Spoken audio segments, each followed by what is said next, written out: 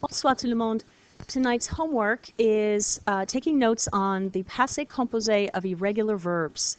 And why this is important is that irregular verbs have their own unique past participle when we're forming the past tense in the passé composé. And so it's really important that we memorize each past participle for each irregular verb. You don't have to write this slide down. I just want to point out that we already learned how to make past participles for regular ER, IR, and RE verbs by using E accent aigu, just the I, and then a U. All right, but now we're going to be looking at irregular verbs. What I'd like you to put in your notebook on a fresh sheet of paper would be le passé composé des verbes irréguliers. All right, the past tense or the composed past of irregular verbs. You can see we have a whole list here of verbs that we've learned since last year that are irregular, and each one will have its own unique past participle. So we're just going to take that list down now. Remember dire, it means to say, and its past participle is dit. So that would be the same as said. To say and said. Dire, dit. Écrire is to write, and écrit is wrote or written. Mettre, the verb to put or to place or to put on, its past participle is mis. It's pronounced mi. And then permettre, which means to permit, permis. To permit, permitted. You remember prendre, prendre, to take, its past participle is pris, took. Apprendre, the verb to learn, appris, learned. Comprendre, to understand, and compris, understood. Vous avez compris? You have understood? Okay. You might want to write down what they mean in English over on the side just to help you out. To say, said, to write, wrote, to put or place, placed, to permit, permitted, to take, took, to learn, learned, to understand, understood. So let's come over here and look at these guys. You know avoir, it's the verb to have. Its past participle is zu. So this is to have and had. All right, to have and had. Croire is the verb to think, as in to believe something to be true. When you say je crois que, you're saying you believe it to be true. It's not like thinking about something. That's a different verb. And its past participle is cru, thought. To think and thought. Voir, the verb to see, and vu, saw. You've heard the expression déjà vu. It means already seen. So voir is to see, and vu is either saw or seen. Boire, the verb to drink, and then its past participle is bu. And this would be to drank or drunk. So to drink and drank or drunk. Devoir means to owe money, but when we have it in front of an infinitive, it means must or should. And its past participle is dû, the little hat on it, a little chapeau, that's the circonflexe, the accent there. So to owe or owed. Pouvoir is to be able to, and its past participle is pu, was able to.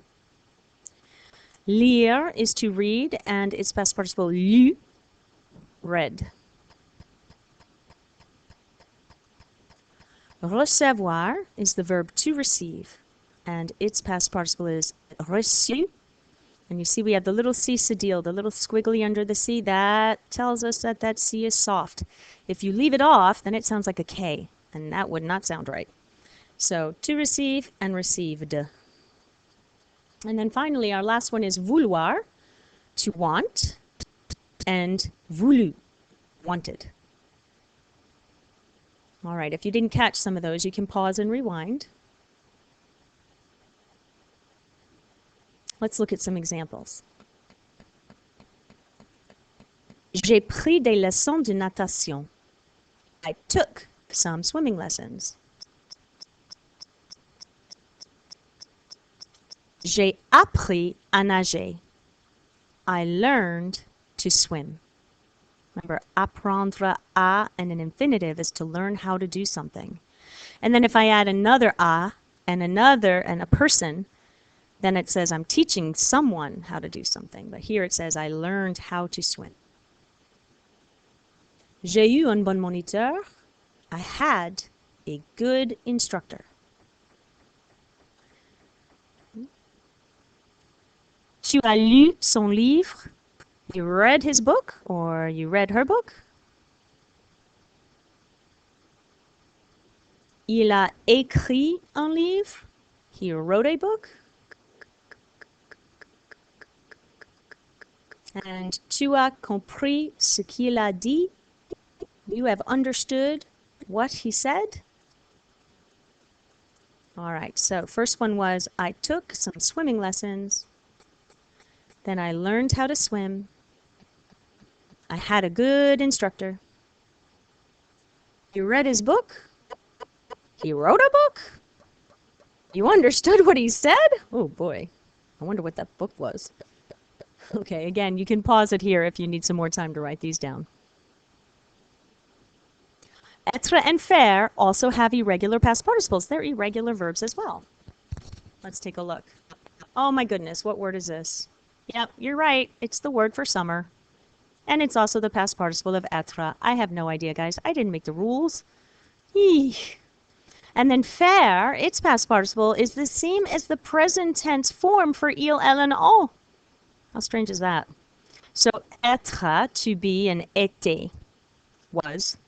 Faire, to make or to do, and fait, made or done. J'ai fait un voyage à Megève l'année dernière. I took a trip, or I made a trip to Megève last year. J'ai été content. All right, I don't like this example, guys. I'm going to be honest with you because we would not say this in French. We would use the imperfect here, which you're going to learn next year. But what they're trying to say here is, I was happy to learn how to ski. I was happy to learn how to ski. But just know that j'ai été like this with content, that's a no-no. Let me see if I can write for you what it would be.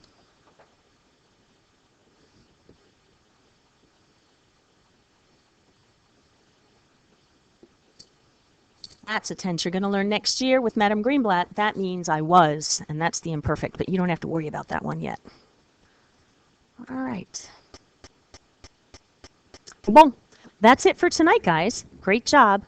Go back if you have to pick up some stuff if you missed anything. I'll see you next time. Au revoir.